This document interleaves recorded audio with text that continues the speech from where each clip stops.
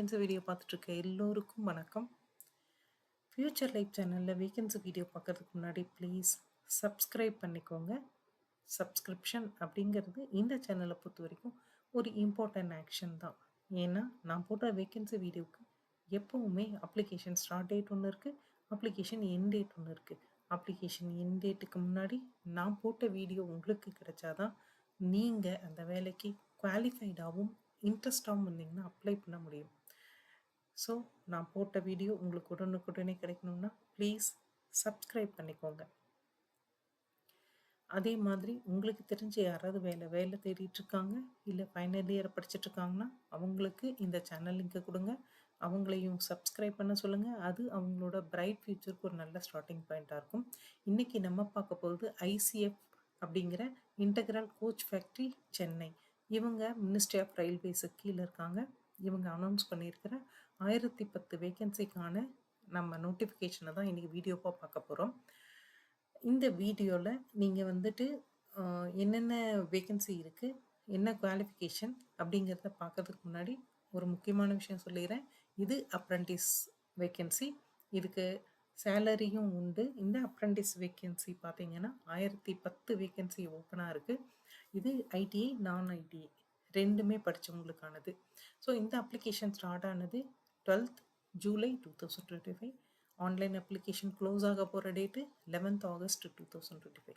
So இந்த 11th ஆகஸ்ட்டுக்கு முன்னாடி நீங்கள் அப்ளை பண்ணிடுங்க. இதில் ஃபஸ்ட்டு ஃப்ரெஷருக்கான வேகன்சி பார்த்துருவோம். ஃப்ரெஷர் வந்து பார்த்திங்கன்னா கார்பெண்டரில் 40 ஓப்பனிங் இருக்குது, எலக்ட்ரீஷியனில் 40, ஃபிட்டரில் 80, மெஷினிஸ்டில் 40, பெயிண்டரில் 40, வெல்டரில் 80, மொத்தம் 320 வேகன்சி. அதே ஃப்ரெஷரில் எம்எல்டி ரேடியாலஜி அதில் 5, பெத்தாலஜியில் 5, பாசான்றது program assistant, system admin assistant. So இதில் வந்து எந்த வேகன்சியும் ஃப்ரெஷருக்கு இல்லை. ஸோ மொத்தம் வந்து 10 வேகன்சி. அதே மாதிரி எக்ஸ்ஐடிஐ இவங்களுக்கான வேகன்சி பார்த்திங்கன்னா கார்பெண்டரில் 50, எலக்ட்ரீஷியனில் 160, ஃபிட்டரில் 180, மெஷினிஸ்டில் 50, பெயிண்டரில் 50, வெல்டரில் 180, மொத்தம் 670 வேகன்சி. இது இல்லாமல் ஒரு 10 வேகன்சி இருக்குது. அது வந்து பார்த்திங்கன்னா அந்த பாசான்றது, அதாவது ப்ரோக்ராம் அசிஸ்டண்ட்டு, இந்த வேகன்சி. இதில் வந்து பார்த்திங்கன்னா ஒரு 10 வேகன்சி இருக்குது. ஸோ டோட்டலாக 1010 வேகன்சி வரும். இதில் ஃப்ரெஷர் அண்டு எக்ஸ்ஐடிஐ ரெண்டும் சேர்த்து 1010 வேகன்சி வரும். இந்த 1010 வேகன்சிக்கும் பார்த்திங்கன்னா நீங்கள் 10th மெட்ரிக் எஸ்எல்சி படிச்சிருந்தா போதும். ஹையர் குவாலிஃபிகேஷன் அப்படின்னு சொல்கிற டிப்ளமோவோ டிகிரியோ படித்தவங்க இதுக்கு அப்ளை பண்ண வேண்டான்றது அவங்க சொல்லியிருக்காங்க. அதே மாதிரி நோட்டிஃபிகேஷன் பார்த்திங்கன்னா பியூர்லி அப்ரெண்டிஸ் தான், இது எம்ப்ளாய்மெண்ட்டுக்கான நோட்டிஃபிகேஷன் கிடையாது. ஸோ இதை தவிர உங்களுக்கு வேறு இன்ஃபர்மேஷன் ஏதாவது வேணும்னா நீங்கள் வந்துட்டு அவங்களோட வெப்சைட்டில் போய் பார்த்துக்கலாம். ஸோ ஏஜை பொறுத்த வரைக்கும் நீங்கள் ஒரு வேளை ஐடிஐ கேண்டிடேட்டாக இருந்தால் 15லேருந்து 24 வயசுக்குள்ளே இருந்தால் அப்ளை பண்ணலாம். அதே மாதிரி நீங்கள் நான் ஐடிஐ கேண்டிடேட்டாக இருந்தால் 15லேருந்து 22 வயசுக்குள்ளே இருக்கணும். அதே மாதிரி ஆஸ்பெக்ட் கவர்மெண்ட் நார்ம்ஸ் வந்து எல்லா ஏஜ் ரிலாக்ஸேஷனும் கொடுத்துருக்காங்க. எஸ்சி எஸ்டிக்கு 5 வருஷமும், ஓபிசிக்கு 3 வருஷமும், அதே மாதிரி பிடபிள்யூபிடிக்கு 10 வருஷமும் கொடுத்துருக்காங்க. எஸ்சி எஸ்டி ஓபிசி யாராவது இந்த ரிலாக்ஸேஷன் தேவைப்பட்டால் அவங்க அதுக்கான சர்டிஃபிகேட்ஸ், அதாவது அவங்களோட கம்யூனல் சர்டிஃபிகேட்டு, அதை தவிர மீதி அதை சப்போர்ட் பண்ணுற மாதிரியான எல்லா சர்டிஃபிகேட்டும் நீங்கள் டாக்குமெண்ட் வெரிஃபிகேஷன் அப்போ கொடுக்கணும். அதுவும் இல்லாமல் அப்ளை பண்ணும் போதும் அதுக்கான நீங்கள் ரிலாக்ஸேஷன் எடுத்துக்கிறீன்ற அந்த காலமை டிக் பண்ணி நீங்கள் அப்ளை பண்ணணும். ஸோ எஜுகேஷனல் குவாலிஃபிகேஷன் அப்படின்னு பார்த்தோம்னா fitter, electrician and machinist. So இவங்க பார்த்திங்கன்னா 10th படிச்சுட்டு, அதாவது 10th முடிச்சுட்டு 10th வந்து ஃபுல் டைமாக படிச்சிருக்கணும், ரெகக்னைஸ்டு போர்டில் படிச்சிருக்கணும், சயின்ஸ் அண்ட் மேக்ஸு படிச்சிருக்கணும் கண்டிப்பாக, 50 ஆர் அபவ் 50 மார்க் வாங்கியிருக்கணும், நேஷ்னல் ட்ரேட் சர்டிஃபிகேட் வச்சுருக்கணும். ஸோ இவங்க தான் இந்த ஃபிட்டர், எலக்ட்ரீஷியன் அண்ட் மிஷினிஸ்ட் வேகன்சிக்கு அப்ளை பண்ண முடியும். இது 1 year பீரியட், 1 year டைம் தான் இந்த வேகன்சி. அடுத்தது carpenter, painter and welder. So இவங்களும் பார்த்திங்கன்னா 10th படிச்சிருக்கணும், ரெகக்னைஸ்டு போர்டில் 50 ஆர் அபவ் 50% மார்க் வாங்கி பாஸ் பண்ணியிருக்கணும். அதே மாதிரி நேஷ்னல் ட்ரேட் சர்டிஃபிகேட் வச்சுருக்கணும். ஸோ இவங்க தான் இந்த கார்பெண்டர், பெயிண்டர், வெல்டர் வேலைக்கு அப்ளை பண்ண முடியும். அதுவும் 1 year டூரேஷன் தான். அடுத்தது பாசா அப்படின்னு நான் சொன்னேன், programming and system admin assistant. இது 10th படிச்சிருக்கணும், ரெகக்னைஸ்டு போர்டில் ஃபுல் டைமில் படிச்சிருக்கணும், 50 ஆர் அபவ் 50% மார்க் வாங்கி பாஸ் பண்ணியிருக்கணும். அதேமாதிரி ட்ரேட் சர்டிஃபிகேட் இவங்க நேஷனல் ட்ரேட் சர்டிஃபிகேட் வச்சுருக்கணும். எதுலன்னா information technology and or computer operator and programming assistant இல்ல கம்ப்யூட்டர் ரிலேட்டட் சப்ஜெக்ட்ஸ் எதுலயாவது ட்ரேட் சர்டிஃபிகேட் நீங்க வச்சிருக்கணும். அவங்க தான் இந்த வேலைக்கு அப்ளை பண்ண முடியும். இது 1 இயர் டியூரேஷன். அடுத்தது ஃப்ரெஷர்.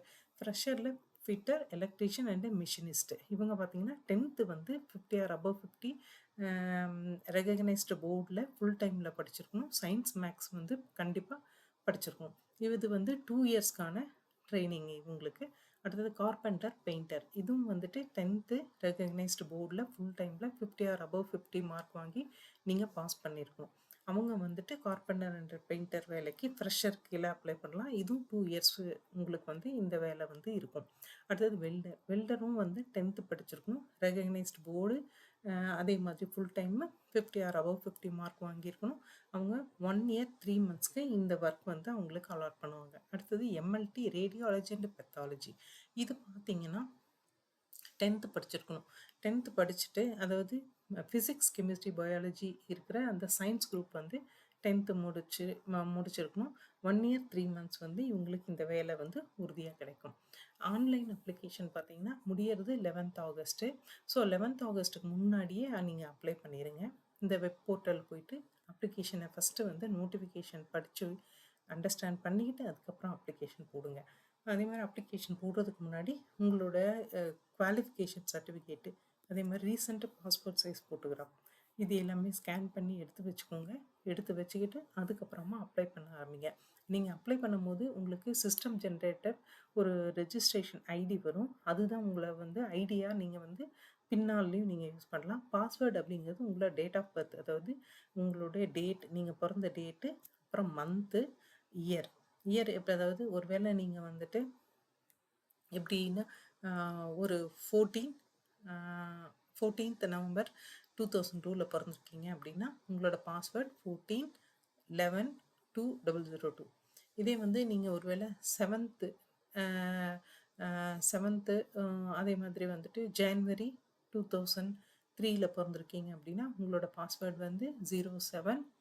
அதே மாதிரி ஜான்வரின்றதுனால 01/2003 இதுதான் உங்கள் பாஸ்வேர்ட்.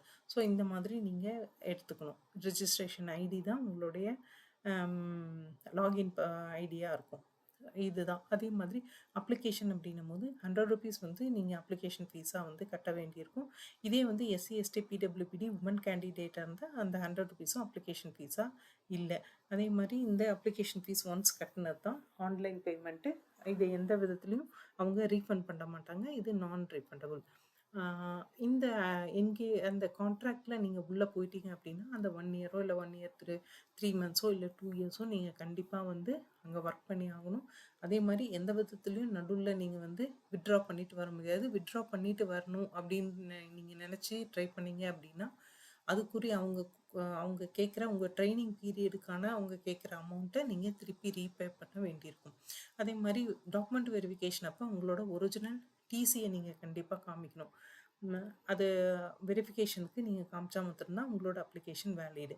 ஸோ இது தவிர ஒரு டிக்ளரேஷன் இருக்குது. அந்த டிக்ளரேஷனை நீங்கள் சைன் பண்ணி அவங்களுக்கு கொடுத்தாகணும்.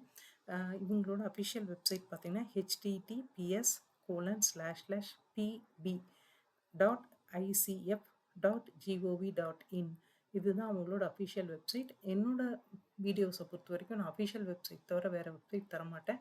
அதே மாதிரி ரொம்ப முக்கியமான கண்டிஷன், இந்த வீடியோ பார்க்கறது இல்லாமல் நீங்கள் போய் அவங்களோட நோட்டிஃபிகேஷனை திரும்ப படிக்க சொல்லுவேன். இங்கேயும் அதுதான் சொல்கிறேன். நோட்டிஃபிகேஷனை திரும்பி படிக்காமல் அப்ளிகேஷன் லிங்க்குக்கு போகாதீங்க. நீங்கள் இந்த ஐசிஎஃப் வெப்சைட்டுக்கு போனீங்கன்னாவே உங்களுக்கு அப்ளிகேஷன் நோட்டிஃபிகேஷன் முன்னாடியே அப்ளிகேஷன் லிங்க்கே இருக்கும். அப்ளிகேஷன் லிங்க்குக்கு அடுத்த சாய்ஸ் தான் உங்களுக்கு நோட்டிஃபிகேஷனே வரும். ஸோ ஃபஸ்ட்டு நோட்டிஃபிகேஷனை படிச்சுட்டு அதுக்கப்புறம் அப்ளிகேஷன் லிங்க் மூலமாக நீங்கள் அப்ளை பண்ணுங்கள். அப்ளை பண்ண போகிற எல்லோருக்கும் பெஸ்ட் ஆஃப் லக். அதே மாதிரி இந்த வீடியோ பார்த்த எல்லோருக்கும் ரொம்ப தேங்க்ஸ். நெக்ஸ்ட் வேகன்சி வீடியோவில் பார்ப்போம். தேங்க்யூ.